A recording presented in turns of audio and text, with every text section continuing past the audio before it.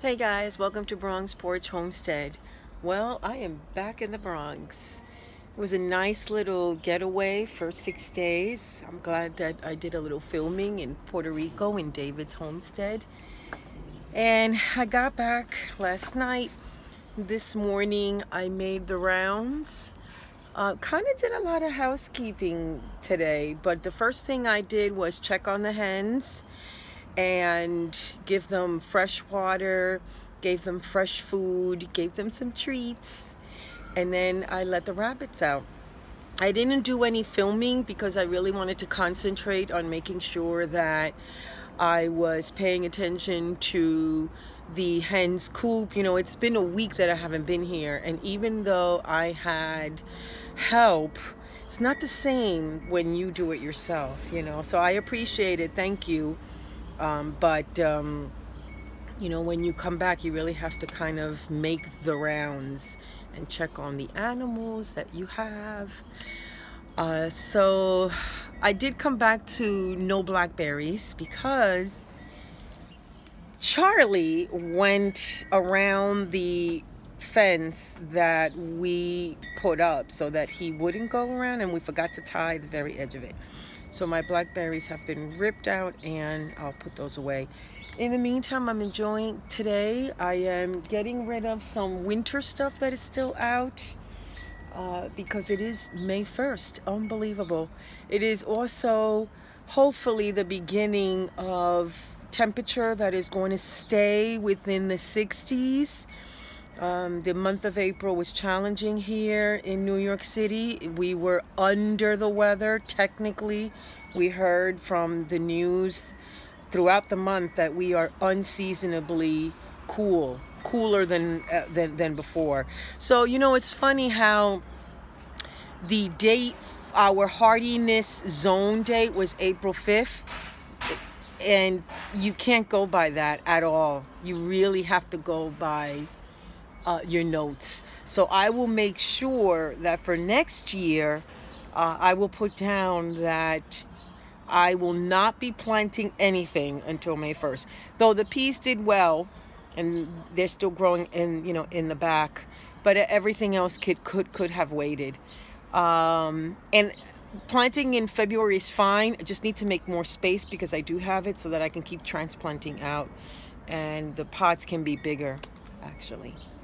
So it's been a good day, and I'm full of energy, and it's going to be a great week. So I want to show you what I brought back from Puerto Rico. It was a great week. I'm glad that I got to film there. So if you haven't had a chance to watch that 30-minute video, please do, because you'll enjoy it. You know, you can be doing something and watching it. There is a section in there where it's just me frying up the plantains, and which I use olive oil, half olive oil and half vegetable oil, just in case you're asking when you see the video. And it has music. You know, it's just nice to have in the background. But I'm back in New York City, back in the Bronx, as I mentioned earlier. And I wanted to show you, I did bring back papaya. There are certain things that you can bring back from Puerto Rico. My suggestion is when you visit any kind of outside areas of the United States, go on their website. Sure, I can give you a list now of what you can bring back, but it could be outdated later on. So always go online, contact the agriculture traveling site. It should, you know, somewhere in there, and it'll tell you what you can bring back. So papaya is one of them that I brought back from Puerto Rico, which, by the way, this is so cool because now every time I go there, I can bring back papayas and plantains and bananas. They say you're not allowed to bring back, you know, citrus now. I'm not sure later on what that is, but right now you can't. So I brought back the plantains. So remember we had filmed these the last time that I did the video, and I showed the first harvest. So yes, this is another harvest.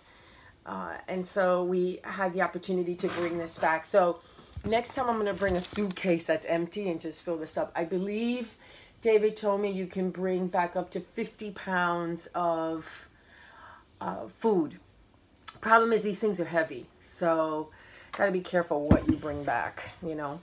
So we bought those back. We ate 2 of them yesterday, and then we bought the papaya. So I've been eating this. So it's good to know that if you have a homestead outside of your everyday operating lifestyle, because you have, you know, kids in school, you have work, but you have that little piece of property somewhere that you can go a couple of times a year, you could bring the stuff back with you. I personally think that just because life is busy and you've been presented with life itself, there's so many things that get you to where you are today.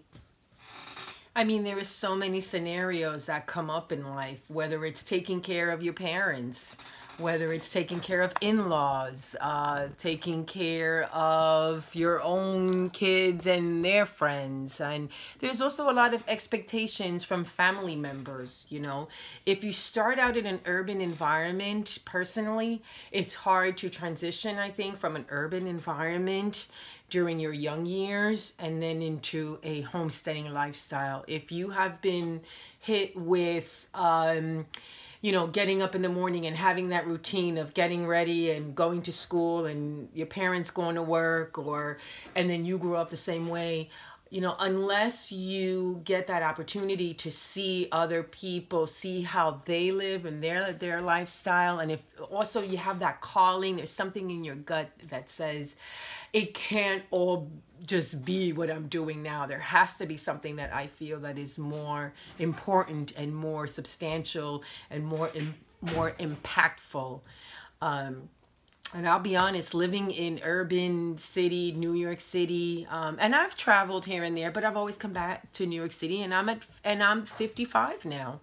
And now it's the first time I have an opportunity to have chickens, to have rabbits, to actually use, you know, manure and grow vegetables and just think things just a little simpler, even though it takes a little bit more time to prepare, you know, a little bit more roll up my sleeves and let's make some real food versus let's go out to dinner, you know.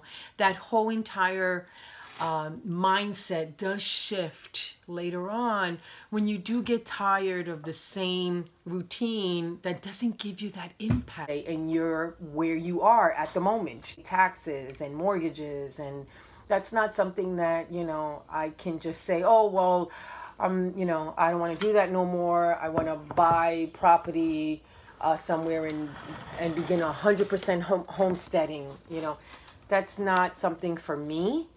But I will try to get every little bit I can get so that I can feel that way, and I could at least feel that I am contributing to self-sustainability a little bit at a time. So I hope that kind of helps confirm, you know, your own, like, am I doing enough? I'm not doing enough. I think personally what I'm doing now is the best that I can do in terms of homesteading. And I appreciate the fact that I even have a little part of that world.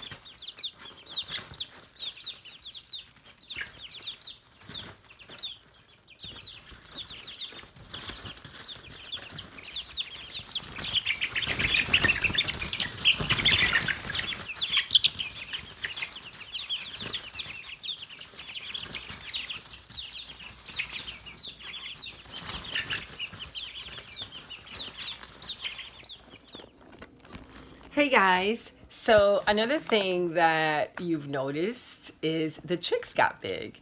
So the week that I was gone, they did get big. They are nestled with each other, and what's nice about it is that they're getting long. And I did take the hot plate out, and they're doing fine. They're pecking at each other. I guess they're figuring out their pecking order if they haven't done it by now. It looks like they're playing tag. It's so funny. It really is. They run from one area to another. They're very skittish when I do try to pick them up, even though I do try to pick them up because I'd like to. I'm still working on picking up hens. So it'd be great to continue to pick up chicks, you know. Okay, so the next thing that we're going to do is we are opening up packages that came in. I didn't get a chance to open them up because I did go away for that week. So I got a package from Baker Creek, and normally I don't order seeds at this time. I wait till the fall. I wait till late winter, especially late winter. But you know what?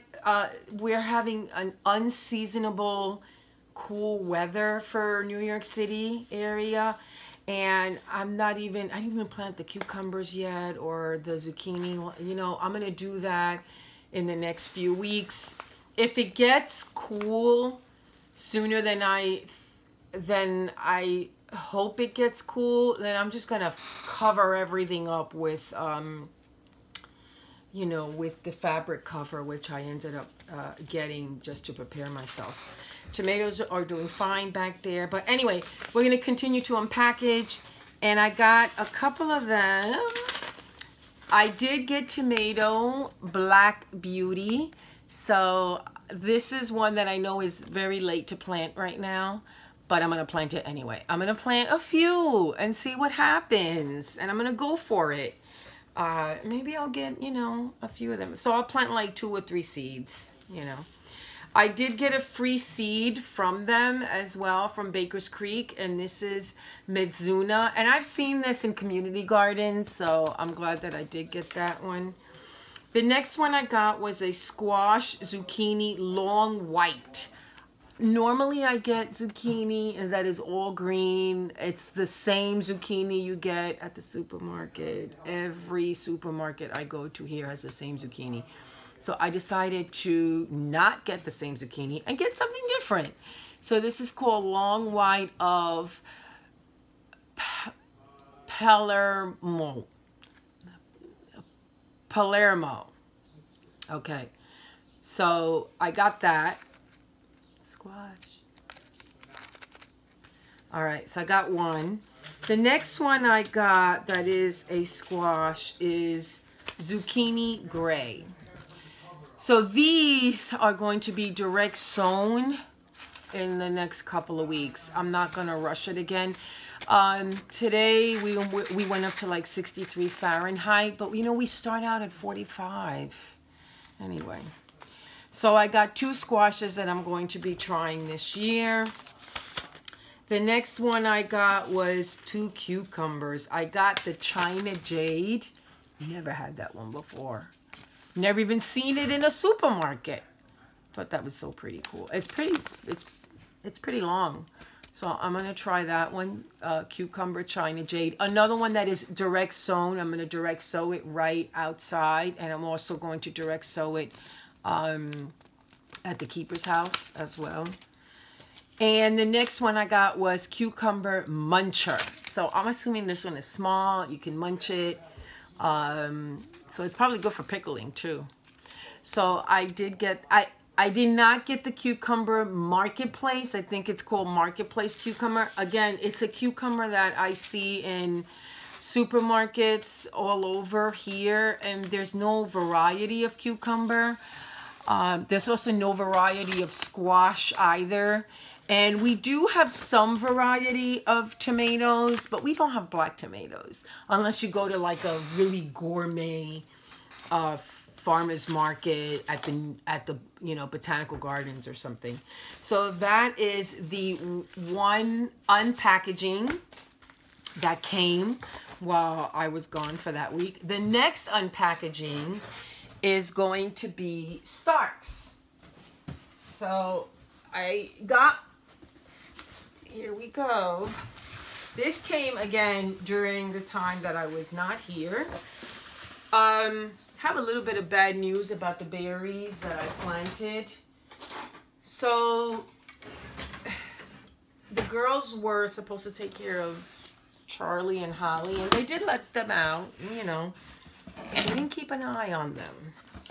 So what happened was Charlie found a way to get into the area where I planted those beautiful blackberries that I got from Starks. And he ate them all. Can I get angry? No. Because Charlie did what Charlie is supposed to do. You know, it happens. All right, guys, I opened up the box. This is my package. Okay, guys. This is called Marion Berry. And you know what? I'm just going to replace the ones that I got. Because there's no coming back to it. He really, like, munched it all the way down. Okay. And I think the other one that I got, let me see here. It came bare root. So this one is the Encore Red. Encore Red. This one came in this kind of packaging. See that? I think these are raspberries. Yeah, Encore Red raspberries. So again, these came in 3. Isn't that cool? And look, it came in bare root. And it came in with wet paper. So we're going to continue with the wet paper. All right, because we're not ready to plant those out yet. Actually, I'm going to dip it in water. But I want to show you the other ones that came in. And this needs water. It feels very light. All right, this one is called the Marion Berry. These are jumbo, and these are blackberries. So I'm going to plant these along with the other ones. I hope the other ones do come back. I don't think they'll come back, though, because Charlie did a phenomenal job eating away at it. All right, so that took care of the unpackaging. So 2 unpackagings for today. It's exciting to come back to things that we can open up. It's also exciting to eat the harvest that we brought back with us. So for the first and second day of coming back, this is all very, very good. All right, guys. See you the next time.